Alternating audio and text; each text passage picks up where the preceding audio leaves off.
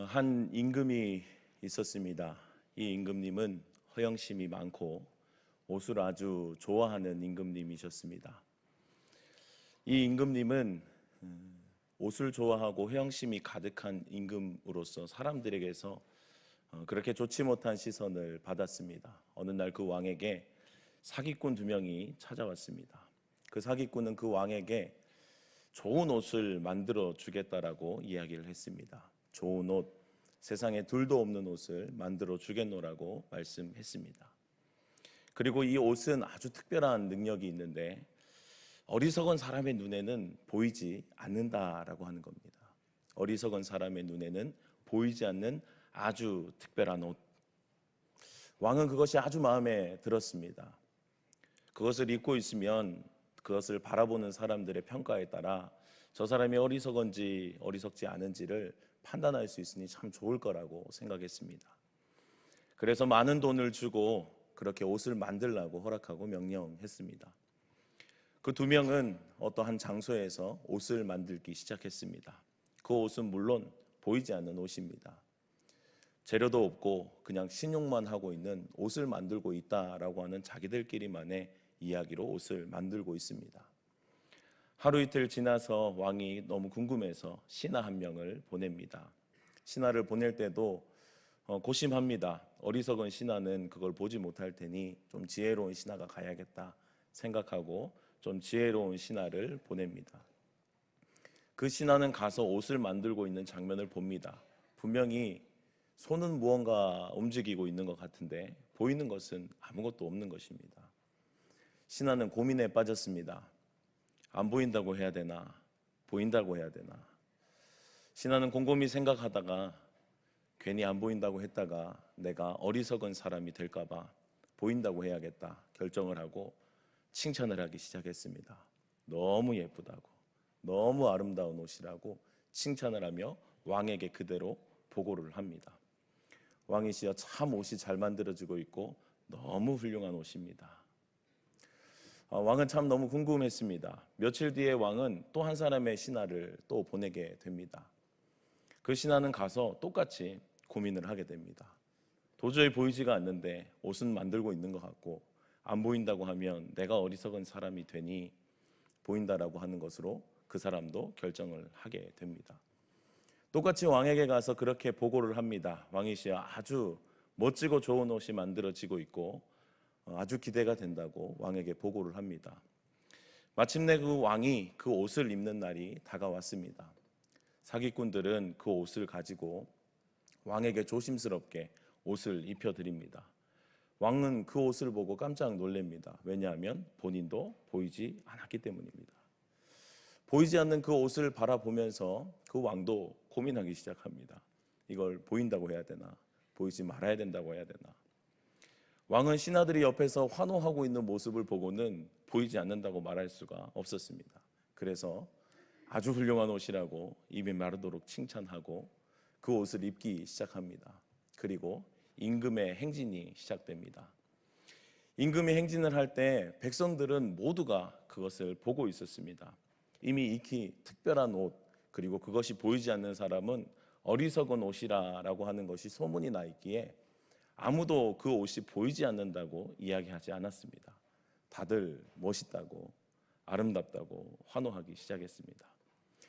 그때 어느 한 아이가 깔깔거리며 웃기 시작했습니다. 임금님이 벌거벗었다. 임금님이 벌거벗었다. 그때 옆에 있는 사람들이 이제 드디어 정신이 차려지기 시작합니다. 정신이 차려져서 그렇다, 임금님은 지금 보고 계시다. 임금님은 지금 옷을 입고 계시지 않다라고 하며 임금님은 창피해하며 자기의 골로 돌아갔습니다. 이것은 우리가 너무 잘 알고 있는 동화입니다. 벌거벗은 임금님이라고 하는 동화입니다. 이 동화가 주는 교훈이 있습니다. 일단 허영심 많고 욕심, 옷에 대한 욕심이 많은 그리고 어리석은 임금이 그 신하들과 함께 신하들도 마찬가지로 보이는 것, 자기들이 어느 정도의 분명히 판단할 수 있었음에도 불구하고 남들의 시선을 의식해서 스스로 자기 자신들을 속이는 신하들의 모습, 그리고 그것이 규모가 확장되니 백성들도 다 그것을 믿게 되는 상황입니다. 질문을 하나 던져볼까요? 만약에 그 자리에 내가 있었더라면 임금님을 바라보며 발가벗었다라고 말할 수 있는 사람들이 있습니까? 과연 그 상황과 그 분위기와 그 엄숙함 그리고 왕의 권위 앞에서 벌거벗었다라고 말할 수 있는 사람 참 어려울 겁니다.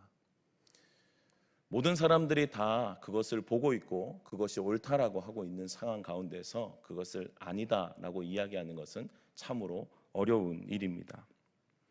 당연함에도 불구하고 관행대로 또 불협화음 없이 잠잠히 조용히 가는 것이 훨씬 편하고 쉬운 길이거든요. 아닌 것을 아니라고 말하는 것도 용기가 필요합니다. 그리고 그 한마디가 공동체 전체를 불편해하기도 합니다. 그 한마디, 바른말 한마디가 공동체에는 뭔가 내가 잘못된 말을 던진 것 같은 불편함을 겪게 하는 것도 사실입니다. 사실 개혁이라고 하는 것은 기존의 익숙함과 편안함을 깨고 몇 배의 피로감을 유발하기도 합니다. 개혁이라고 하는 것은 사실 개혁이라고 하는 단어는 굉장히 파격적이거나 뭔가 개혁적인 혁명적으로 들리는 그런 말이라기보다는 사실은 개혁이라고 하는 말은 원래대로 돌아감입니다. 본래의 모습을 회복하는 것이 개혁이라는 것, 모든 것을 뜯어 고침이 아니라 원래대로 수정함이 개혁이다라고 하는 겁니다. 벌거벗은 임금님을 보고 벌거벗었다라고 이야기하는 것은 특별한 획기적인 개혁이 아닙니다. 벌거벗은 임금님을 보고 벌거벗었다라고 하는 것은 원래 그대로를 인정함입니다. 벗은 것을 벗었다라고 이야기한 것이고 임금을 바라보며 벗은 임금을 바라보며 자기의 수많은 생각과 자기의 나름대로의 사람들이 바라보는 시선에 왜곡된 안경을 쓸 때에 그때에 우리는 잘못된 판단을 한 것이고 그것을 벗었다라고 이야기하는 것은 그냥 있는 그대로를 인정함 그대로입니다. 우리의 종교개혁도 마찬가지 운동이었습니다. 종교개혁이 혁명적이었다라기보다는 사실은 진리로서의 회복에 대한 운동이었습니다. 진리로의 회복의 운동. 종교개혁의 5가지 정신에서도 우리는 그것을 잘 볼 수가 있습니다. 종교개혁의 5가지 정신 무엇입니까? 오직 말씀으로, 오직 예수, 오직 은혜, 오직 믿음, 오직 하나님께 영광이라고 하는 이 5가지는 그 시대에 있는 특별함이 아니었습니다. 오히려 본질로의 돌아감이었고 그것이 곧 회복이었습니다. 종교개혁의 시대에서도 무언가 과격한 무언가를 새로운 것을 끄집어낸 것이 아니라 본래의 것으로 원래대로 돌아감이 그것이 바로 개혁이었다라고 하는 것입니다. 구약의 이스라엘 백성들을 바라보면 그들도 그런 모습들을 우리가 볼 수 있습니다. 그들은 출애굽하는 그 순간부터 하나님과 계약을 맺습니다. 나는 너희의 하나님이 되고 너희는 나의 백성이 된다라고 하는 계약이었습니다. 그들의 원래라고 한다면 사실 하나님과 함께 하는 것이 그들의 원래의 모습입니다. 그러나 우리가 구약의 모습 그리고 이스라엘의 모습을 우리가 알고 있듯이 그들은 계속해서 도망가는 모습들, 주님을 싫다, 주님과 멀어지는 그들의 모습, 세상을 향해 가는 모습을 우리는 구약 성경에서 볼 수가 있습니다. 원래 그들은 하나님과 함께하는 것이 정상입니다. 그러나 하나님을 떠난다라고 한다면 그것이 그들에게서 돌아옴이 회복이 원래대로 돌아감이라고 하는 의미입니다. 주님께서는 그렇게 이스라엘 백성들을 계속해서 부르십니다. 돌아오라, 돌아오라. 계속해서 도망가는 그들을 향해서 계속해서 부르십니다. 모세 때도 여호수아의 때도 사사 시대에도 그리고 왕정 시대에도 그렇게 이스라엘 백성들을 부르십니다. 그리고 그 부르심 앞에 반응한 사람들이 있습니다. 반응한 사람들, 그것은 주님의 회복하라, 다시 돌아오라라고 하는 말씀 가운데 주님 앞에 돌아옴을 선택한 사람들입니다. 오늘 열왕기하 23장에서 보이는 우리 요시야 왕은 이 하나님의 부르심, 돌아오라라고 하는 말씀에 반응한 사람 중에 한 명입니다. 남유다 왕이었던 이 요시야 왕은 16대 왕으로서 8살 때 왕위에 오릅니다. 그가 왕위에 오른 지 8년째 되는 해에 하나님을 찾았다라고 하고 있습니다.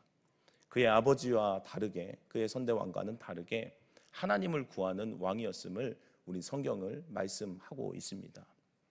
요시야 왕은 역대 남유다 왕 가운데서 선하다라고 하는 평가받는 왕 중에 한 명이 바로 이 요시야 왕입니다.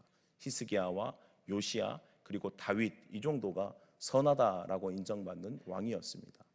이 요시야 왕이 선하다라고 주님께 평가를 받은 것, 그리고 주님을 찾았던 것, 우리는 그 모습을 바라보면서 오늘도 주님 앞에 돌아가야 함을 우리가 함께 나누고자 합니다. 오늘 본문의 말씀을 우리 먼저 함께 읽어보도록 하겠습니다. 먼저 24장 24절 25절의 말씀을 함께 읽어보도록 하겠습니다.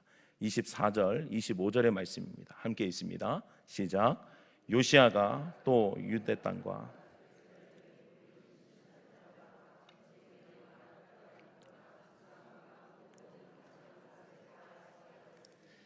이는 대제사장 힐기야가 여호와의 성전에서 발견한 책에 기록된 율법의 말씀을 이루려 함이라.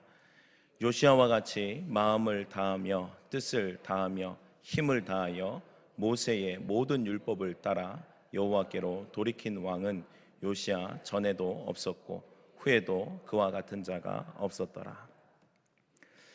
요시야 왕은 8세 때에 8살 때에 왕위에 올라서 18째 왕위에 오른 그 해에 26세 되는 그때에 여호와의 율법책을 발견하게 됩니다. 성전을 수리하게 되고 성전을 수리하는 과정 가운데 여호와의 율법책을 발견합니다. 여호와의 율법책을 먼저 대제사장 힐기야가 발견을 하게 되고 대제사장 힐기야가 서기관 사반에게 발견하였노라라고 전해 줍니다. 사반이 먼저 그 율법책을 읽은 다음에 왕 앞에 가서 보고와 함께 율법책을 읽습니다. 율법책을 읽을 때에 요시야 왕의 태도, 요시야 왕의 반응은 놀라웠습니다. 그 율법책이 읽혀졌을 때에 그는 옷을 찢으며 주님 앞에 낮은 모습으로 주님 앞에 회개하며 나아갔던 요시야 왕의 모습을 우리는 22장에서 볼 수가 있습니다. 요시야 왕의 반응은요, 우리가 역대하 34장에 나와 있는 요시야 왕이라고 하는 이 요시야 왕이 8년째 되는 해에, 왕위에 오른 지 8년째 되는 해에 하나님을 찾았다라고 이야기를 하고 있습니다. 요시야 왕은 평소에 하나님과 함께 하고자 하는 의지, 하나님과 함께 동행하고자 하는 그 마음이 그에게 있었습니다. 그렇지 않고서는 그 율법책이 읽혀졌을 때에 옷을 찢는 반응이 있을 수는 없습니다. 그는 하나님께 관심이 있었습니다.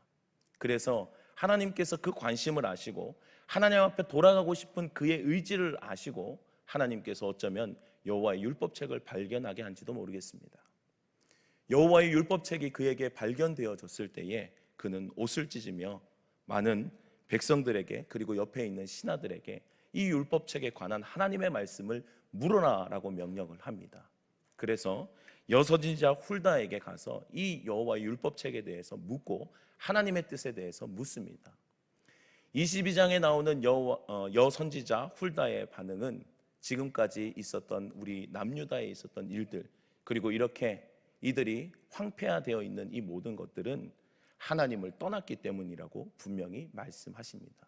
그리고 그 왕을 찾은, 하나님을 찾은 왕에게 22장 18절의 말씀인데요, 너희를 보내 여호와께 묻게 한 유다 왕에게는 너희가 이렇게 말하라. 이스라엘의 하나님 여호와가 이같이 말씀하였느니라.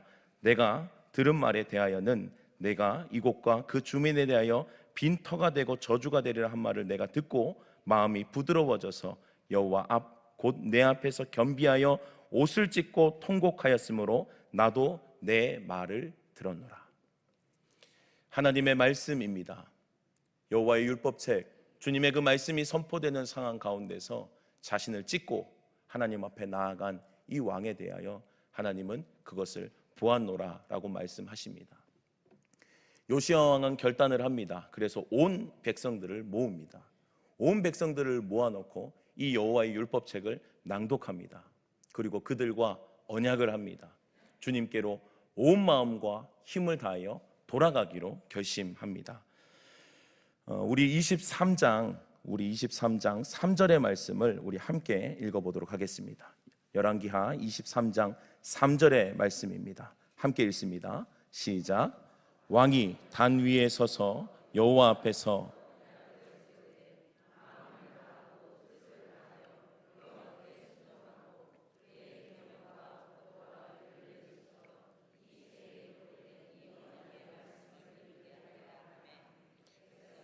다 그 언약을 따르기로 하니라.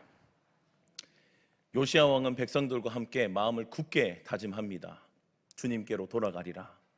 마음과 뜻을 다하여서 살아계신 하나님께로 돌아가리라. 그리고 그는 그것이 말뿐만 아니라 움직이기 시작합니다. 오늘 읽은 본문에서도 알 수 있듯이 그 뒤에 23장 오늘 3절에 읽은 본문 그 뒤에 나오는 모든 것들은요, 이제 우상을 깨부수는 것, 우상을 불태우는 것, 뭔가 하나님과 반대되었던 말씀의 기준하에서 달랐던 그 모든 것들을 이제는 다 없애기 시작하는 것입니다. 그전에는 너무 자연스러워져 있었던 그 모든 것들을 하나님의 말씀을 기준으로 해서 그것을 불태우고 불사르고 없애고 부수고 깨뜨리기 시작하는 것입니다. 그렇게 요시야의 개혁은 다시 하나님께로 돌아감이 시작된 것입니다. 그는 하나님께로 돌아감을 간절하게 원했고 그것을 행동했던 사람이었습니다. 그는 온 마음을 다하여 하나님을 사랑하기로 결심하고 철저하게 하나님 앞에 나아갑니다. 모든 기준은 말씀이었습니다. 하나님의 말씀으로 돌아가기 시작합니다. 나의 기준과 나의 경험과 우리의 전통과 역사는 하나님의 말씀 뒷전으로 가고 오직 주의 말씀을 기준으로 해서 모든 개혁들이 시작되기 시작합니다. 그 개혁들이 이루어지기 시작하고 이 요시야 왕은 그 개혁이 이루어진 그 상황 가운데 하나님 앞에 돌아감에 대해서 우리는 생각해 볼 수가 있습니다. 우리는 어떻게 하나님 앞에 돌아가야 합니까? 우리가 하나님을 찾는 것, 하나님을 만나는 것, 하나님과 동행하는 것에 우리에게서 중요한 것이 있다면요, 우리가 먼저 주님의 말씀 앞에 반응함이 필요하다라고 하는 것입니다. 요시야 왕은 언제나 초점이 하나님께 있었습니다. 그래도 적어도 관심이 하나님께 있었습니다. 그래서 하나님이 주신 기회, 여호와의 율법책이 발견된 그 기회를 놓치지 않았습니다. 그리고 자신을 반응하며 주님의 말씀 앞에 옷을 찢고 자기의 삶을, 자기의 모습을 내어놓기 시작했던 것입니다. 우리가 먼저 하나님의 말씀 가운데 돌아가기 위해서는 우리가 먼저 주의 말씀 앞에 반응함이 필요합니다. 주님의 말씀이 선포되어질 때 우리는 매 주일, 또 수요일, 때로는 금요일, 그리고 매 새벽 예배 때마다 선포되어지는 주님의 말씀을 듣습니다. 주의 말씀이 익숙해졌다라고 하는 것은 말씀을 들을 때 그때 고개를 끄덕하고 나갈 때에 그 말씀이 나에게 힘이 되지 못하는 것을 우리는 그저 듣기만 했다라고 하는 겁니다. 하나님께 간절함과 하나님을 향한 열정이 있는 사람들은 하나님을 향한 말씀이 들려질 때에 그것에 반응할 준비를 이미 하고 있습니다. 하나님께서 말씀만 하시면 하나님 내가 돌아가겠습니다 라고 하는 마음의 열정, 그 간절함이 이 요시야 왕이 하나님의 율법책을 발견하고 돌아온 계기의 첫 번째였습니다. 두 번째가 있다면요, 모든 기준, 요시야 왕의 모든 기준이 바로 하나님의 말씀이었다라고 하는 것입니다. 그들은 하나님의 말씀을 기준으로 돌아왔습니다. 아까 한번 언급했던 것과 같이 너희 모든 묵은 땅을 기경하라, 지금이 곧 여호와를 찾을 때니 라고 하는 호세아서의 10장의 말씀처럼 하나님 앞에 돌아가고 하나님의 말씀을 기준으로 해서 하나님의 말씀 앞에 자신을 내어놓고 나의 경험, 나의 지식, 내가 했던 모든 관행들을 내어놓고 하나님의 말씀에 나를 맞추기 시작하는 것입니다. 출애굽 과정 가운데 하나님께서 이스라엘 백성들을 향해서 철저하게 교육하신 것이 무엇이었습니까? 그들이 그때까지 익숙해져 있었던 애굽 땅에서의 모든 자기의 삶의 가치관들, 자기가 가지고 있었던 삶에 배어있는 모든 것들을 하나님의 가치관으로 바꾸는 작업이 아니었습니까? 하나님께서 말씀을 기준하라라고 하시는 것은 어쩌면 내가 불편해지는 선택입니다. 때로는 내가 불편하고 내가 지금까지 이렇게 하지 않았지만 하나님의 말씀이 그리하다면 그것을 기꺼이 선택하는 것입니다. 그 불편함을 감수하는 것입니다. 그 불편함을 감수하는 것이 원래 그렇게 해야 됐다라는 것을 내가 인정하는 것입니다. 우리는 하나님의 사람으로 하나님과 동행해야 될 그리스도인들로서 늘 내 삶 가운데서 주님을 보여줘야 될 사람으로서 우리의 삶 가운데 정말 주님과 동행하는 은혜가 있다면 나의 삶에 주님이 말씀하시는 대로 주님의 말씀의 기준으로 나아가야 됨을 오늘 요시야 말씀을 통해서 우리에게 말씀하고 계시는 것입니다. 또 주님께서는 그 말씀을 하실 때에 요시야가 그랬던 것처럼 즉시 그 말씀에 순종하고 돌아오기를 주님은 원하고 계십니다. 요시야 왕이 이 모든 일들은 지금 우리가 함께 읽은 본문의 말씀은요, 요시야 왕 18째 해에 이루어진 일들입니다. 그런데 이 말씀은요, 열왕기하 22장 초반부에 봐도요, 여호와의 율법책이 발견할 때를 보면요, 요시야의 왕 18째 해가 등장을 하게 됩니다. 이 모든 것들은 요시야 왕이 18째 해 되는 해에 이루어졌던 일들입니다. 그는 하나님의 말씀이 떨어졌을 때에 주저하지 않았습니다. 하나님의 말씀이 나에게 왔을 때 그 말씀을 붙잡고 움직이기 시작하는 겁니다. 그 말씀대로 살아내려고 애쓰기 시작하는 겁니다. 주님과 반대되었던 그 모든 것들을 내 삶 가운데 과감하게 잘라내기 시작하는 것입니다. 요시야 왕이 했던 바로 위대함입니다. 저는 어제도 청년들과 함께 1:1 제자 양육자반을 함께 나눴습니다. 12주 과정으로 1:1 제자 양육을 지금 6명의 청년들과 함께 나누고 있습니다. 어제는 특별히 교제에 대해서 나눴습니다. 교제, 하나님과의 교제, 그리고 사람과의 교제를 함께 나눴습니다. 특별히 하나님과의 교제에서는 예배가 그 교제, 그 책 안에 등장하게 되고요. 그 예배의 몇 가지 요소들, 영과 진리로 주님을 예배함, 그리고 예물을 들고 주님 앞에 나아감, 여러 가지 것들을 함께 나눴습니다. 특별히 예물에 대한 설교는 제가 잘 하지는 않습니다. 왜냐하면 너무 많은 시험을 들기 때문에 너무 많은 시험에 드는 예물은 차라리 설교를 안 하는 게 낫다라고 저는 제 나름대로 판단해서 예물에 대한 설교는 하지 않습니다. 근데 어제는 또 하나님과의 관계에 대해서 이야기를 하면서, 교제에 대해서 이야기를 하면서 왜 우리가 예배 때 예물을 들고 나아가야 되는지에 대해서 또 제 경험과 함께 나눴습니다. 왜 11조를 해야 하는지, 왜 우리 주님께서 그것을 그렇게 크게 보시는지에 대해서 함께 나눴습니다. 짧게 나누자면요, 예물은 예물의 정신이 가장 중요합니다. 예물의 정신이 뭡니까? 물질보다 더 귀하신 우리 하나님입니다. 물질보다, 세상의 그 어떤 것보다 귀한 그 하나님을 향해서 고백하는 것이 예물입니다. 그래서 예물을 가져오면 네 마음이 있는 그곳에, 네 재물이 있는 그곳에 네 마음이 있다라고 하신 말씀처럼요, 예물을 드린다라고 하는 말은 결국엔 내 마음이 거기 있습니다라고는 표현이거든요. 주님 앞에 나올 때 예물을 드려야 함은 그런 정신이어야 한다라고 함께 나누면서 제 삶의 여러 가지 몇 가지 경험들을 좀 나눴습니다. 11조를 왜 해야 하는지, 그리고 하나님 앞에 때로는 조금 부담스럽게 내가 결단하고 하나님 앞에 나아갔을 때 하나님은 어떠한 은혜를 주셨는지를 나눴습니다. 이상하게 성령의 감동 가운데, 저는 그렇게 믿습니다만 성령의 감동 가운데 그 부분을 이상하게 좀 오래 이야기를 했던 것 같습니다. 그리고 난 다음에 이제 집에 들어가는데 카톡이 하나 왔습니다. 장문의 카톡으로 익명의 청년이 그렇게 이야기를 했습니다.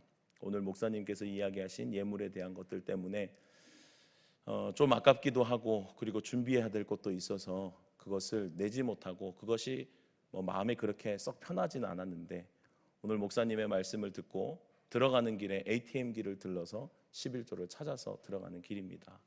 목사님 감사하고 하나님의 그 은혜를 사모할 수 있어서 너무 좋습니다. 저는 그것이 너무 참 기뻤습니다. 왜 기뻤냐면 말씀을 들을 때요, 그렇게 움직일 수 있는 사람들이 많지 않습니다. 하나님의 말씀을 들을 때 즉각 그 말씀이 나의 삶에 주시는 하나님의 음성으로 듣고 하나님 앞에 그렇게 움직여내는 것은 참 어려운 일입니다. 그런데 그 청년은 그렇게 움직이더라고요. 너무 칭찬해 주고 싶었습니다. 너무 감사했습니다. 하나님의 말씀이 들은 대로 그들에게 움직여질 수 있다면 이 요시야 왕이 그러했던 것처럼 하나님의 말씀이 떨어졌을 때에 하나님의 말씀 앞에 정말 옷을 찢는다는 이 요시야 왕의 행위는요, 그의 마음을 찢는 것과 같이 주님 앞에 간절함으로 말씀 앞에 돌아가고자 하는 그의 의지였거든요. 그의 의지를 가지고 하나님의 말씀 앞에 섰을 때에 하나님은 그 모든 우상들이 이제 주님 앞에 다시 회복되어지는 은혜가 그 남유다 왕 요시야를 통하여 그리고 남유다에게 그렇게 주님께서 우상을 깨끗하게 하시고 주님이 기뻐하셨음을 오늘 본문의 말씀에 우리가 알 수 있는 것입니다. 우리는 하나님의 말씀이 떨어졌을 때 움직여야 합니다. 10년, 20년, 30년 신앙생활이 중요하지만 그것보다 더 중요한 것이 있다면 듣는 대로 나에게 말씀하시는 대로 한번 움직여 보는 것입니다. 움직일 때 시행착오가 있을 수 있겠죠. 움직일 때 나에게 말씀하시는 하나님의 음성이 또 있을 수 있겠죠. 그것을 나의 경험 삼고 때로는 그것을 하나님의 음성 삼아서 또 한 걸음씩 나아가 보는 것, 그것이 믿음이 이론이 아니라 믿음이 실제라고 하는 것입니다. 내가 믿는다면, 내가 그렇게 말씀에 가치를 두고 있다면 이제는 움직여야 될 때입니다. 요시야 왕은 그렇게 주님의 은혜를 향해서 움직였던 왕이었습니다. 그리고 요시야 왕이 한 번 더 하나 더 했던 것이 있습니다. 오늘 우리 본문에 함께 읽은 우리 초반부의 말씀인데요, 우리 21절부터 23절까지의 말씀을 함께 읽어보겠습니다. 21절부터 23절까지의 말씀입니다. 시작. 왕이 뭇 백성에게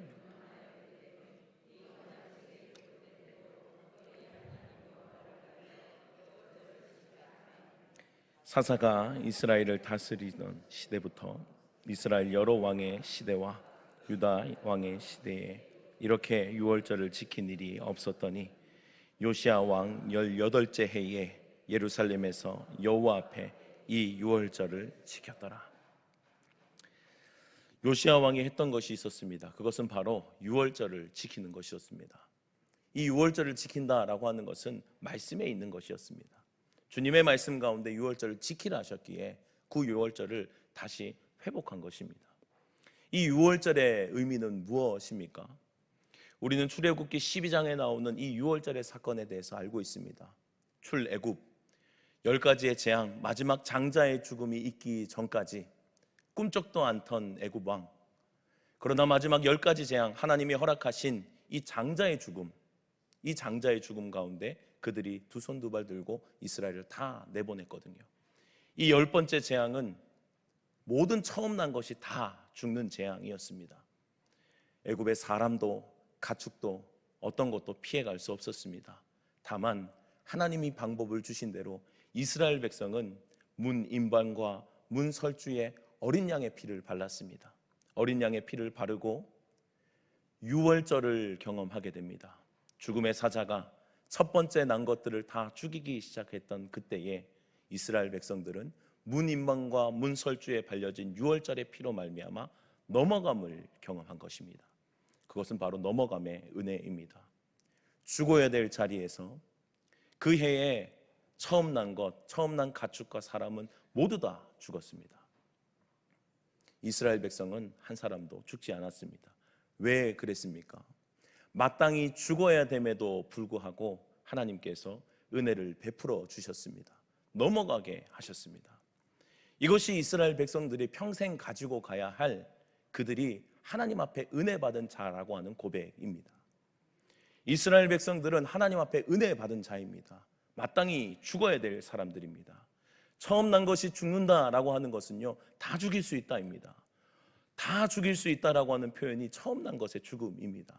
하나님은 모든 것들을 다 하실 수 있었습니다. 이스라엘 백성들도 거기에 예외를 두지 않을 수 있었습니다. 그러나 그들에게 유월절을 허락하셨습니다. 넘어감의 은혜를 허락해 주셨습니다. 그들은 그래서 살았습니다. 그 은혜를 경험한 이스라엘 백성들이 그 은혜를 자꾸 잊어버리고 있었다라고 하는 겁니다. 우리에게서 바꿔볼까요? 이 유월절의 어린 양, 이 유월절의 어린 양은 무엇을 상징합니까? 신약시대에 넘어와서 우리에게 허락하신 하나님의 아들 예수 그리스도 아니십니까? 예수 그리스도께서 우리를 위하여 십자가를 지시고 우리를 유월시키셨습니다. 내가 죽어야 될 그 십자가의 자리에서 나를 유월시켜 주셨습니다. 마땅히 죽어야 하는데 주님이 죽어 주셨습니다. 그래서 우리 모두는, 그리스도인들은 은혜 받은 자들입니다. 우리는 은혜 받은 자입니다. 요시야 왕 시대에 남유다 백성들, 이스라엘 백성들이 그 은혜를 망각했던 것처럼 그들이 망각하여 하나님의 은혜에 젖어 있지 못하고 자기가 원하는 대로 뜻하는 대로 살아가고 하나님을 떠난 우상을 숭배하는 자들이 되었던 것처럼 우리가 날마다 기억하고 회복해야 될 지점이 있다면 바로 이 십자가입니다. 우리는 날마다 이 십자가 앞에 우리가 서야 합니다. 날마다 주님께서 우리에게 베풀어 주신 이 십자가의 은혜만큼은 결코 잊어서는 안 됩니다. 나는 죽어야 될 자입니다. 나는 죽어야 될 자, 죽음의 좌절과 절망에서 빠져나올 수 없는 자였습니다. 그런 우리가 구원을 받았습니다.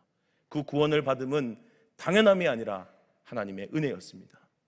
하나님의 철저한 그 은혜 가운데 우리는 구원을 받은 자들입니다. 그렇다면 우리 매해, 매시간, 매일 우리의 삶은 주님의 은혜를 기억하는 삶이어야 합니다. 개혁이라고 한다는 것은 하나님께로 돌아간다라고 하는 것은 원래 있는 자리로 가는 것입니다. 원래 십자가에서 구원받은 자, 우리 모두가 주님의 은혜를 경험했던 순간들이 있지 않습니까? 주님의 십자가가 나에게 다가와서 그의 죽음이 나의 죽음이 되었구나, 그의 부활이 나의 부활이 되었구나 고백했던 그 시간들이 있었지 않습니까? 그때를 여러분들 묵혀두시면 안 됩니다. 날마다 여러분들의 삶 가운데 새롭게 그 은혜를 가지고 살아갈 수 있기를 주님의 이름으로 축원합니다. 개혁이라고 하는 것은 다른 것이 아니라 주님의 그 십자가 앞에 서서 다시금 내가 은혜 받을 자로 겸손히 겸비하여 하나님 앞에 내 뜻과 내 기준이 아니라 하나님의 말씀을 기준으로 해서 하나님이 말씀하시는 대로 살아내 보는 것, 하나님이 말씀하시는 대로 내가 행해 보는 것, 그것이 바로 우리에게서 필요한 개혁입니다. 나에게 필요한 개혁, 우리 교회에 필요한 개혁, 그리고 한국교회에 필요한 개혁은 다시 주님께 말씀 앞에, 그리고 당연히 돌아가야 할 주님의 은혜의 자리 앞에 돌아가는 것임을 기억하고 날마다 주님의 십자가에서 승리하는 저와 여러분들이 되길 주님의 이름으로 축복합니다. 기도하겠습니다.